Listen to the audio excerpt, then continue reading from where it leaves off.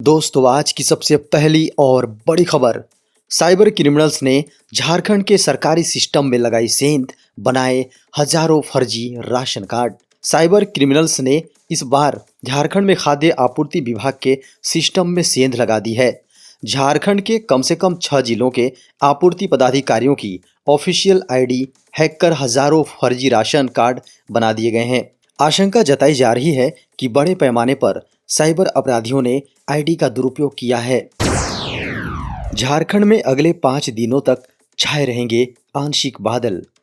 मौसम विभाग के अनुसार बंगाल की खाड़ी में तूफान का झारखंड पर कोई खास असर नहीं पड़ेगा। आंशिक बादल छाए रहने के कारण झारखंड में केवल तापमान में बदलाव देखने को मिलेगा। 9 दिसंबर सुबह से दक्षिण मध्य और उत्तर पूर्वी भागों में आंशिक रूप से बादल छाए रहेंगे, जबकि दोपहर से पूरे झारखंड में बादल छा जाएंगे। 10 से 11 दिसंबर पूरे झारखंड राज्य में आंशिक रूप से बादल छाए रहेंगे। इस तारीख को रांची में होगा भारत न्यूजीलैंड का T20 मैच। झारखंड को एक बार फिर अंतर्राष्ट्रीय मैच की मेजबानी मिली है। राजधानी रांची स्थित JSCA स्टेडियम में भारत और न्यूजीलैंड के बीच T20 मैच खेला जाएगा। ये मैच 27 जनवरी को होगा। बता दें कि न्यूजीलैंड की टीम नए वर्ष में 6 मैचों की सीरीज खेलने भारत आ रही है। मुख्यमंत्री हेमंत सोरेन ने की खतियानी जोहार यात्रा की शुरुआत। गढ़वा से झारखंड के मुख्यमंत्री हेमंत सोरेन ने खतियानी जोहार यात्रा की शुरुआत की। गढ़वा टाउन हॉल के मैदान में जनता को संबोधित करते हुए सीएम हेमंत सोरेन ने कहा कि 1932 का खतियान और OBC आरक्षण का बिल जो हमारी सरकार ने विपक्षियों के सीने में ठोकी है, उसका दर्द नहीं जा रहा है।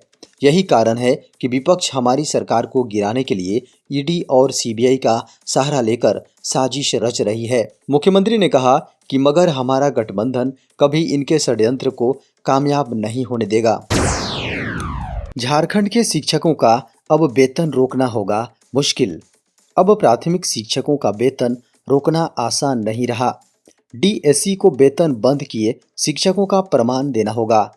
कोर्ट के कारण इस मामले में सरकार ने संज्ञान लिया है। दरअसल कार्रवाई के संदर्भ में शिक्षकों का वेतन रोक दिया जाता है, फिर शिक्षा पदाधिकारी आगे की कार्रवाई नहीं करते। शिक्षक शिक्षा पदाधिकारियों से विनती आरजू करते रहते हैं, लेकिन कोई सुनवाई नहीं होती है। ऐसे में पीड़ित शिक्षकों के पास कोर्ट जाने के अलावा कोई विकल्प नहीं बचता है। यह मामला अक्सर प्रखंड शिक्षा प्रसार पदाधिकारियों के स्तर से शिक्षकों पर की गई कार्रवाई में होता है। ऐसे में राज्य स्तरीय पदाधिकारियों को कोर्ट में सशरीर उपस्थिति का आदेश जारी किया जा रहा है। इस आशय से संबंधित पत्र स्कूली शिक्षा एवं साक्षरता विभाग प्राथमिक शिक्षा के उपसचिव अरविंद कुमार सिंह ने सभी DSC को लिखा है। नौसेना में 1500 अग्निवीरों की भर्ती के लिए आवेदन शुरू। भारतीय नौसेना में अग्निवीर के तौर पर भर्ती के इच्छुक उम्मीदवारों के लिए महत्वपूर्ण सूचनाएं हैं। इंडियन नेवी द्वारा मैट्रिक रिक्रूट और सीनियर सेकेंडरी रिक्रूट भर्ती प्रक्रियाओं के अंतर्गत अग्निवीरों की भर्ती के लिए आवेदन प्रक्रिया गुरुवार 8 दिसंबर 2022 से शुरू की गई है। नौसेना द्वारा जारी नेवी MR अग्निवीर भर्ती 2022 अधिसूचना के अनुसार स्टीवार्ड और हाइजीनिस्ट के कुल 100 पदों के लिए उम्मीदवारों का चयन किया जाना है। इसी प्रकार नेवी SSR अग्निवीर भर्ती 2022 अधिसूचना के अनुसार कुल 1400 अग्निवीरों की भर्ती की जानी है, जिसमें से 280 रिक्तियां महिला उम्मीदवारों के लिए आरक्षित हैं। ऐसे में भारतीय नौसेना में मैट्रिक रिक्रूट अग्निवीर भर्ती या सीनियर सेकेंडरी रिक्रूट अग्निवीर भर्ती के लिए आवेदन इच्छुक उम्मीदवार नेवी के आधिकारिक भर्ती पोर्टल joinindiannavy.gov.in पर उपलब्ध कराए जाने वाले ऑनलाइन एप्लीकेशन फॉर्म के माध्यम से आवेदन कर सकेंगे। JSSC CGL के अभ्यर्थियों को आयोग ने फोटो व हस्ताक्षर अपलोड करने का दिया अंतिम मौका। झारखंड सामान्य योग्यताधारी संयुक्त प्रतियोगिता परीक्षा 2021 के 5166 अभ्यर्थियों को फोटो व हस्ताक्षर अपलोड करने का अंतिम मौका मिला है। उक्त अभ्यर्थियों को 16 दिसंबर की मध्य रात्रि तक फोटो व हस्ताक्षर अपलोड करने का निर्देश दिया गया है। झारखंड कर्मचारी चयन आयोग की अधिकृत वेबसाइट पर लिंक उपलब्ध रहेगा। फोटो व हस्ताक्षर अपलोड करने के बाद संतुष्ट होने पर अभ्यर्थी अपने आवेदन पत्र का प्रिंट आउट प्राप्त कर लें ताकि भविष्य में काम आ सके। झारखंड के सरकारी शिक्षकों को गैर शैक्षणिक कार्यों से मिलेगी मुक्ति। झारखंड के सरकारी विद्यालयों के शिक्षकों को अब गैर शैक्षिक कार्यों में प्रतिनियोजन पर नहीं भेजा जाएगा, न ही उनसे स्कूलों में पढ़ाने के अलावा कोई और काम लिया जाएगा। उन्हें केवल एक ही काम करना है, वह है बच्चों को पढ़ाना। इसको लेकर स्कूली शिक्षा एवं साक्षरता विभाग के सचिव के रवि कुमार ने पत्र जारी कर दिया है। भेजे गए पत्र के अनुसार हमेशा से ये देखा गया है कि सरकारी स्कूलों के शिक्षकों को विभाग की पूर्वानुमति के बिना ही प्रतिनियोजन में गैर शैक्षिक कार्यों में भेज दिया जाता था। इसका बच्चों के पठन पाठन पर गंभीर व नकारात्मक असर पड़ता है, इसलिए ऐसे प्रतिनियोजन पर अब रोक लगाने की जरूरत है।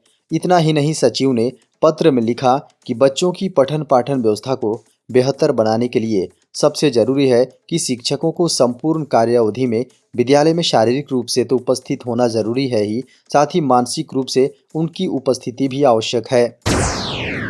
फ्री राशन के नियमों में हुआ बड़ा बदलाव। राशन के नियमों में समय समय पर बदलाव किया जाता रहा है। अगर आप भी फ्री राशन वाली सुविधा का फायदा ले रहे हैं तो अब इसमें बड़ा बदलाव हो गया है, जिसका असर देश के कई राज्यों के राशन कार्ड धारकों पर होगा। बता दें कि कई राज्यों में फ्री राशन योजना के तहत गेहूं न देने की बात कही गई है, यानी अब आपको फ्री राशन योजना के तहत गेहूं मिलना थोड़ा मुश्किल है। सरकार की ओर से किए गए इस बदलाव के पीछे मेन वजह है गेहूं की कमी होना। राज्य सरकारों ने कहा है कि कार्ड धारकों को गेहूं के जगह पर चावल का वितरण किया जाएगा। PMGKAY योजना के तहत गेहूं की जगह पर चावल का वितरण किया जाएगा। इसके अलावा कई राज्यों में राशन कार्ड धारकों को गेहूं पहले की तुलना में कम दिया जाएगा, उसके जगह पर चावल का वितरण किया जाएगा।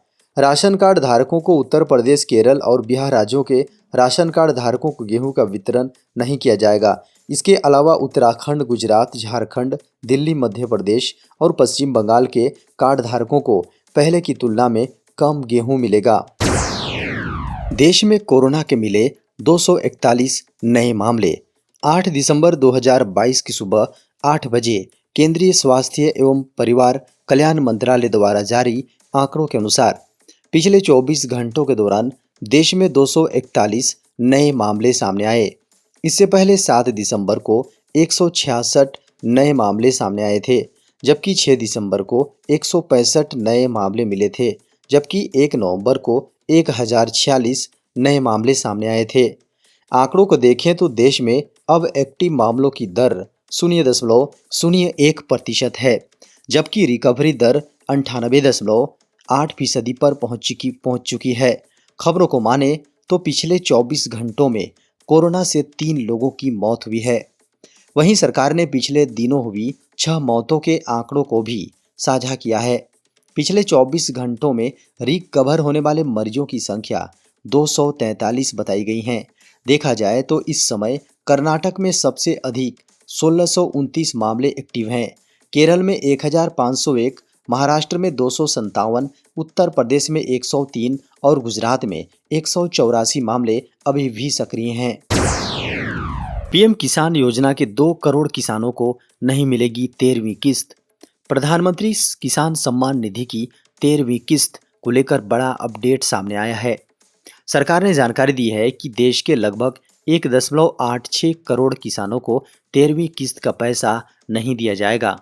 सरकार ने लिस्ट जारी कर इस बारे में जानकारी दी है। केंद्र सरकार ने 12वीं किस्त के बाद में किसानों के डाटा को क्लीन करने के लिए आधार लिंक वाले फिल्टर को अप्लाई किया, जिसके बाद पता चला कि पिछले 6 महीनों में लगभग 2 करोड़ किसानों का नाम लिस्ट में हट गया है। बता दें कि 11वीं किस्त का लाभ लगभग 10.45 किसानों को मिला था। वहीं 12वीं किस्त का फायदा केवल 8.58 करोड़ किसानों को मिला है। सरकार नए साल में किसानों के खाते में 13वीं किस्त का पैसा ट्रांसफर करेगी। 100 सबसे शक्तिशाली महिलाओं की लिस्ट में निर्मला सीतारमण। वित्त मंत्री निर्मला सीतारमण को फोर्ब्स की ओर से जारी विश्व की 100 सबसे शक्तिशाली महिलाओं की सूची में शामिल किया गया है। इस लिस्ट में उनके अलावे 5 अन्य भारतीयों को भी जगह दी गई है।